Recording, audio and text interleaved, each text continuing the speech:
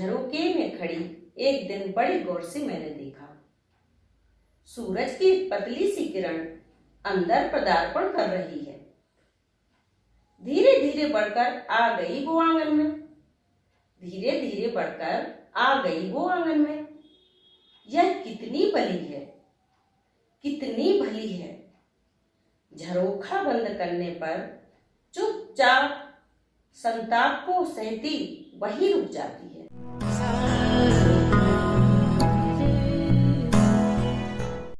नमस्कार, मैं सुनीला सराफ वर्तमान में हिंदी लेखिका संघ की अध्यक्ष हूँ और सागर साहित्य के प्रधान नामा से आप सभी से मुखातिब हूँ। आदरणीय वीरेंद्र प्रधान जी का मैं बहुत बहुत आभार व्यक्त करती हूँ क्योंकि उनके चैनल ने हमें आपसे मिलवाया। तो मेरा जन्म दमोह ग्राम पथरिया में हुआ था। पथरिया में ही मेरा पूरा बचपन गुजरा। मेरे पिता श्री विनोद शंकर सोनी जी वहाँ के नगर पालिका के अध्यक्ष थे और एक राजनीतिक व्यक्ति थे, पर उनकी राजनीति हमेशा समाज सेवा के लिए ही समर्पित रहती थी। तो मेरी शिक्षा भी पथरिया में ही हुई। हायर सेकेंडरी पास करने के बाद मैं दमोह अपने जीजा जी डॉक्टर R.N. चिले जो चिकित्सक हैं एवं वरिष्ठ साहित्यकार भी हैं और दीदी श्रीमती पुष्पा चिले जो एक कहानीकार हैं और उपन्यासकार भी हैं, उनका मुझे सानिध्य मिला। वो हमेशा मुझे प्रोत्साहित करते रहते थे कि मैं लेखन कार्य को आगे बढ़ाऊं और लिखती रहूं, क्योंकि मुझे बचपन से ही लेखन का शौक था। एक बार स्कूल में मैंने प्रौढ़ शिक्षा पर आधारित नाटक लिखा था और उसका मंचन भी किया था, तो सबकी सराहना मिली। तो दमोह में मैं लेखन कार्य मेरा जारी रहा और मैं कहानी कविताएं वहाँ लिखती थी। समाचार पत्रों में मेरी कहानी कविताओं का प्रकाशन भी होता था। इस तरह मुझे उन लोगों का बहुत समर्थन रहा। फिर जब मैं LLB कर रही थी तो मेरी शादी सागर में श्री राजेश सराफ एडवोकेट से हो गई। शादी के बाद आप जानते ही हैं कि सभी को कितने दायित्व आ जाते हैं। मेरे ऊपर कुछ ज़्यादा ही दायित्व थे। मैंने उन जिम्मेदारियों को बखूबी निभाया, पर मैं उन्हें निभाते हुए अपने आप में इतना खो गई कि मेरा साहित्य धुंधला ही पड़ गया। पर आप जानते हैं कि एक बार जो धुंधला पड़ता है वो रिवाइव जरूर होता है। एक समय की दरकार थी। मुझे एक अच्छा समय मिला जब मेरे बच्चे स्कूल पढ़ने लगे। स्कूल में मैं अपने बच्चों का मार्गदर्शन करती रही, उनको कविता, गीत, भाषण लिख कर देती रही। तो मेरा हाथ भी, कलम भी चलने लगी। मुझे अच्छा लगने लगा लिखने में। मेरे बच्चे हमेशा प्रोत्साहित करते कि मैं लिखूं, तो मैं लेखन कार्य में फिर से रत हो गई। अब मैं गोष्ठियों में भी जाने लगी। तो गोष्ठी में श्रीमती निरंजना जैन जी ने मेरा काफ़ी सहयोग किया और पड़ोस में रहने वाले परम आदरणीय दादा निर्मल चंद निर्मल भी हमारा मार्गदर्शन करते रहे। साथ ही डॉक्टर सुरेश आचार्य जी एवं माननीय उमाकांत जी ने भी मुझे बहुत सहयोग दिया।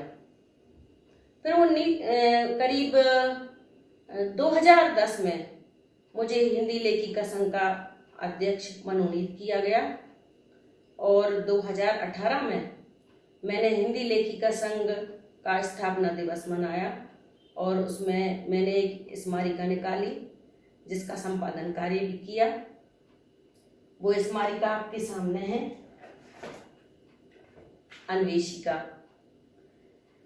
जब ये स्थापना दिवस हुआ उसी समय मेरी एक कहानी संग्रह सौगात का भी विमोचन हुआ। विमोचन के समय सुश्री डॉक्टर शरद सेन जी ने मुझसे बोला कि मैं उपन्यास भी लिखूं, और उनकी प्रेरणा से मैंने उपन्यास भी लिखा और लगभग पूरा होने वाला है।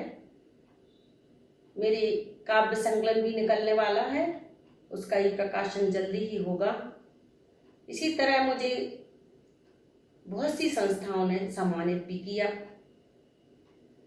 भोपाल हिंदी लेखिका संघ से मुझे उत्कृष्ट कार्यों के लिए सम्मानित किया गया, और दमोह लेखिका संघ की प्रेमलता नीलम जी ने मुझे श्रीमती काशी देवी स्मृति में लोक रंजन का अलंकरण दिया। इसके साथ ही मध्य प्रदेश की भूतपूर्व मुख्यमंत्री माननीय उमा भारती जी ने मुझे नारी शक्ति से सम्मानित किया।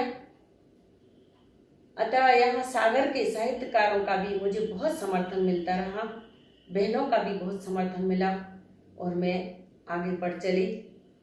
अब मैं चाहती हूँ कि मैं यह साहित्य का ईमानदारी से कारवा लेकर आगे बढ़ती चलूं, और आप सभी का सहयोग मुझे मिलता रहे।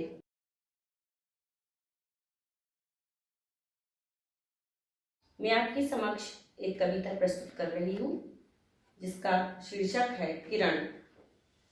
झरोके में खड़ी एक दिन बड़े गौर से मैंने देखा, सूरज की पतली सी किरण अंदर पदार्पण कर रही है। धीरे धीरे बढ़कर आ गई वो आंगन में, धीरे धीरे बढ़कर आ गई वो आंगन में। यह कितनी भली है, कितनी भली है। झरोखा बंद करने पर चुपचाप संताप को सहती वही रुक जाती है। कभी अपने आप को अपमानित होने का संज्ञान तक नहीं करती, और मैं कितना दुखी होती हूँ थोड़ा सा अपमानित होने पर। वाह, कितनी सहनशीलता।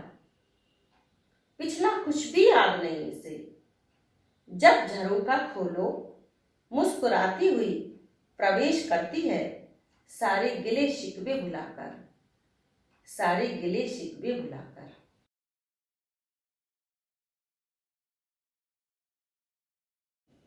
कविता का शीर्षक है मेरी माँ। उम्र दराज होने पर माँ की बहुत याद आती है। उम्र दराज होने पर माँ की बहुत याद आती है। उसके कोमल कोमल हाथों का स्पर्श याद आता है। जब सहलाती मेरे बालों को, मैं झटक कर कह देती, माँ बाल मत बिगाड़ो। आज मैं अपनी बिटिया से यही सबक पाती हूँ। माँ की बहुत याद आती है। दाल चावल मिलाकर माँ लड्डू उसके बना बनाकर मुझे खिलाती थी। अपने गुदगुदे हाथों से मेरा मुंह धुलवाती थी। वो प्यारा सा स्पर्श माँ का आज बहुत याद आता है। बेटी भूल जाती है मुझको अपनी सुखी गृहस्थी में, जैसे मैं भी भूल गई थी। दोष किसी का नहीं है, समय की धारा यूं ही बहती स्मृतियों को सेती है। माँ तेरी बहुत याद आती है, माँ तेरी बहुत याद आती है।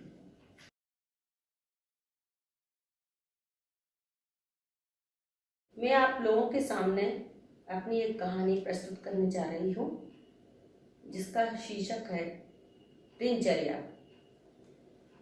प्रीति ने आज व्रत रखा था और मन ही मन प्रण कर लिया कि जब तक मंदिर जाकर भगवान के दर्शन ना कर लेगी, चाय नहीं पिएगी। सब काम निपटाते हुए उसे लगभग 11 बज चुके थे। उसने सोचा पास ही के मंदिर में जाकर दर्शन कर लेती हूँ। जल्दी जल्दी वो मंदिर की तरफ बढ़ रही थी। उसने मंदिर में प्रसाद चढ़ाया और परिक्रमा करने लगी। तभी पीछे के परिसर में उसे एक वृद्ध दंपत्ति दिखे, जो जाने पहचाने से लगे। उसने पास जाकर पूछा, क्या निधि के दादा दादी हैं? अम्मा जी कहने लगी, हाँ हाँ हाँ बेटा, तुम मुझे कैसे जानती हो? वो बोली, मेरी बेटी आपकी नातिन के साथ पढ़ती है। मैं आपके घर के पीछे ही तो रहती हूँ। कभी कभी छत पर आप दिख जाते हैं। वो प्रसाद देकर बोली, मेरे साथ चलो ना घर। अम्मा बोली, नहीं बेटा, अभी हम 7 बजे तक ही घर जाएंगे। और कुछ निराश सी लगी। प्रीति ने आगे बात बढ़ाते हुए कहा, इतनी देर आप यहाँ क्या करेंगी? दादाजी बोले, जब कोई का सहारा नहीं होता तो भगवान का घर बहुत बड़ा सहारा होता है। प्रीति की कुछ समझ में ना आया, कुछ उसको कौतूहल सा हुआ, तो उसने अम्मा से पूछा, क्या बात है? अम्मा ने डरते हुए कहा, बेटा मेरी बहू से कुछ मत बोलना। मेरे 3 लड़के हैं, जिसमें से एक तो पूछता ही नहीं कि हम कैसे हैं। कम से कम ये लोग फिर भी अच्छे हैं। छोटी बहू के यहाँ रात का खाना होता है और बड़ी बहू के यहाँ दिन का खाना होता है। बड़ी बहू कहती है कि मेरे घर सुबह 11 बजे खाना खाकर चली जाया करो और सीधे रात में 9 बजे के पहले मत आना। और छोटी बहू कहती है, आप लोग मेरे घर शाम 7 बजे से पहले मत आया करो। अब बताओ क्या करूं बेटा? तो हम लोग छोटी के यहाँ मंदिर से 7 बजे ही जाते हैं खाना खाने। फिर वहां से निकलकर घूमते हुए 9 बजे तक बड़ी बहू के यहाँ सोने चले जाते हैं। बस यही हमारी दिनचर्या बहुओं ने बना दी है बेटा। धन्यवाद।